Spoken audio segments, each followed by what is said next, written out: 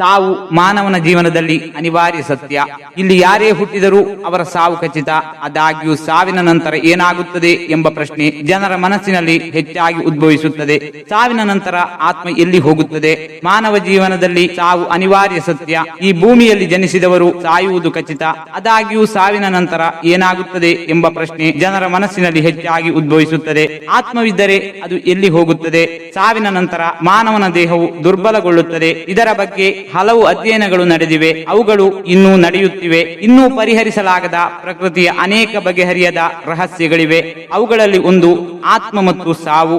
ಮಹಾಭಾರತದ ಯುದ್ಧದಲ್ಲಿ ಕೃಷ್ಣ ಪರಮಾತ್ಮನು ಅರ್ಜುನನಿಗೆ ಗೀತೆಯನ್ನು ಬೋಧಿಸುತ್ತಾ ಆತ್ಮವು ಅಮರವಾಗಿದ್ದು ಅದು ದೇಹವನ್ನು ಮಾತ್ರ ಬದಲಾಯಿಸುತ್ತದೆ ಎಂದು ಹೇಳಿದನು. ಆತ್ಮವನ್ನು ಕೊಲ್ಲಲು ಸಾಧ್ಯವಿಲ್ಲ ಎಂದು ಕೃಷ್ಣ ಹೇಳುತ್ತಾನೆ. ಮನುಷ್ಯನು ಹಳೆಯ ಬಟ್ಟೆಗಳನ್ನು ತೆಗೆದು ಹೊಸ ಬಟ್ಟೆಗಳನ್ನು ಧರಿಸುವಂತೆ ಅದೇ ರೀತಿಯಲ್ಲಿ ಆತ್ಮವು ಸ್ವಲ್ಪ ಸಮಯದ ನಂತರ ಹೊಸ ದೇಹವನ್ನು ತೆಗೆದುಕೊಳ್ಳುತ್ತದೆ. ಆದರೆ ಹೊಸ ದೇಹವನ್ನು ತೆಗೆದುಕೊಳ್ಳುವುದು ಯಾವಾಗಲೂ ಮಾನವ ದೇಹವನ್ನು ಅರ್ಥೈಸುವುದಿಲ್ಲ.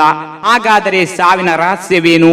ವ್ಯಕ್ತಿಯ ಮರಣದ ನಂತರ ಶಕ್ತಿ ಮತ್ತು ಪ್ರಜ್ಞೆಗೆ ಏನಾಗುತ್ತದೆ? ಇಂತಹ ಹಲವು ಪ್ರಶ್ನೆಗಳು ಮನಸ್ಸಿನಲ್ಲಿ ಉದ್ಭವಿಸುತ್ತವೆ. ವಿಜ್ಞಾನಿಗಳು ಸಾವಿಗೆ ಸಂಬಂಧಿಸಿದ ರಹಸ್ಯಗಳನ್ನು ಬಯಲು ಮಾಡಲು ಹಲವು ಬಾರಿ ಪ್ರಯತ್ನಿಸಿದ್ದಾರೆ, ಆದರೆ ಅವು ಇನ್ನೂ ಯಶಸ್ವಿಯಾಗಿಲ್ಲ. ವಿಜ್ಞಾನವು ಜೀವಶಾಸ್ತ್ರದ ಅನೇಕ ರಹಸ್ಯಗಳನ್ನು ಬಯಲು ಮಾಡಿದೆ, ಆದರೆ ಸಾವಿಗೆ ಸಂಬಂಧಿಸಿದ ಹಲವು ರಹಸ್ಯಗಳು ಇನ್ನೂ ಬಗೆಹರಿಯದೇ ಇವೆ. ಪುನರ್ಜನ್ಮ ಎಂದರೇನು?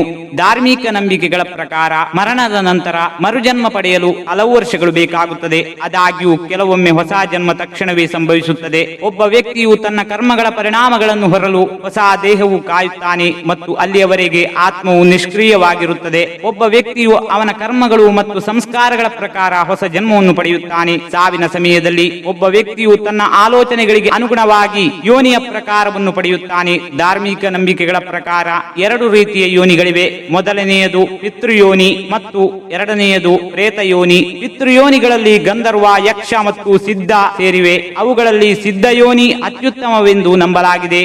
ಸಾವಿನ ನಂತರ ಜೀವನವಿದೆಯೇ? ಸಾವಿನ ನಂತರ ಜೀವನವಿದೆಯೇ ಅಥವಾ ಇಲ್ಲವೇ? ಇದು ಇನ್ನೂ ನಿಗೂಢವಾಗಿದೆ. ಸಾವಿನ ನಂತರ ಜೀವನವಿದೆ ಎಂದು ಸಾಬೀತುಪಡಿಸಲು ಯಾವುದೇ ಪುರಾವೆಗಳಿಲ್ಲ. ಜನರು ಸಾಯುವ ಮೊದಲು ವಿಚಿತ್ರ ಕನಸುಗಳನ್ನು ನೋಡುತ್ತಾರೆ ಎಂದು ಹೇಳುವುದನ್ನು ನೀವು ಅನೇಕ ಬಾರಿ ಕೇಳಿರಬಹುದು. ಸಾವಿಗೆ ಹತ್ತಿರವಿರುವ ಜನರ ದೇಹದಲ್ಲಿ ಒಂದು ಉದ್ರೇಕ ವ್ಯವಸ್ಥೆಯು ಸಕ್ರಿಯಗೊಳ್ಳುತ್ತದೆ ಎಂದು ಒಂದು ವರದಿ ಹೇಳುತ್ತದೆ.